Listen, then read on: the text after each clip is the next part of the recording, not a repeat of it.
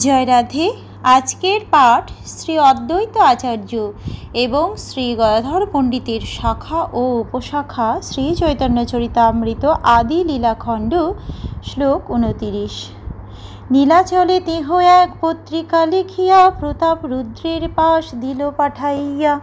কমলাকান্ত বিশ্বাস যখন জগন্নাথপুরীতে ছিলেন তখন তিনি কাউকে দিয়ে একটি চিঠি মহারাজ প্রতাপ রুদ্রের কাছে পাঠিয়েছিলেন। সেই পত্রীর কথা আচার্য নাহি জানে, কোন পাকে সেই পত্রে আইল প্রভু স্থানে। সেই চিঠির কথা কেউ জানত না, কিন্তু কোনো না কোনোভাবে সেই চিঠিটি শ্রী চৈতন্য মহাপ্রভুর হস্তগত হয়। সে পত্রিতে লেখা আছে এই তুলিখন, ঈশ্বরত্বে আচার্যের করিয়াছে স্থাপন। সেই চিঠিতে শ্রী অদ্বৈত আচার্যকে ভগবানের অবতার বলে প্রতিষ্ঠা করা হয়েছে, কিন্তু তার দৈবে কিছু হইয়াছে ঋণ শোধিবারে চাহি টঙ্কা 103। কিন্তু তাতে এও উল্লেখ করা হয়েছে যে ঘটনাক্রমে অদ্বৈত আচার্যের 300 টাকা ঋণ হয়েছে এবং কমলাকান্ত বিশ্বাস সেই টাকাটা দিয়ে ঋণ শোধ করতে চান।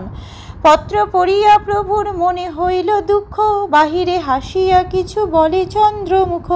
সেই চিঠিটি পড়ে শ্রী চৈতন্য মহাপ্রভু অন্তরে ব্যথিত হলেন, কিন্তু তা সত্ত্বেও তার মুখ চন্দ্রের মতো উজ্জ্বল ছিল। তাই বাইরে এসে হেসে বললেন, আচার্যেরে স্থাপিয়াছে হরিয়া ঈশ্বর, ইথে দোষ নাহি আচার্য দৈবত ঈশ্বর। সে অদ্বৈত আচার্যকে পরমেশ্বর ভগবানের অবতার বলে প্রতিপন্ন করেছে, তাতে অবশ্য কোনো দোষ নেই, কেননা প্রকৃতই তিনি ঈশ্বর। ঈশ্বরের দৈন করি করিয়াছে ভিক্ষা, অতএব দণ্ড করি করাইব শিক্ষা। কিন্তু সে ভগবানের অবতারকে দারিদ্র্যগ্রস্ত ভিক্ষুকে পরিণত করেছে, তাই আমি তাকে দণ্ড দিয়ে তার ভুল সংশোধন করব। গোবিন্দের আজ্ঞা দিল, ইহা আজি হইতে বাউলিয়া বিশ্বাসে এথা না দিবে আসিতে। শ্রী চৈতন্য মহাপ্রভু গোবিন্দকে আদেশ দিয়েছিলেন, আজ থেকে বাউলিয়া কমলাকান্ত বিশ্বাসকে এখানে আসতে দেবে না। দণ্ড শুনে বিশ্বাস হইল পরম দুঃখিত, শুনিয়া প্রভুর দণ্ড আচার্য হর্ষিত।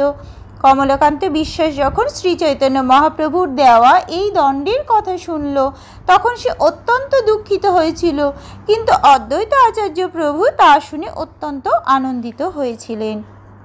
আজকের পাঠ এই অবধি। ভজ শ্রীকৃষ্ণ চৈতন্য প্রভু নিত্যানন্দ, শ্রী অদ্বৈত গদাধর শ্রীবাসাদি গৌর ভক্ত বৃন্দ। হরে কৃষ্ণ কৃষ্ণ কৃষ্ণ হরে হরে, হরে রাম রাম রাম হরে হরে।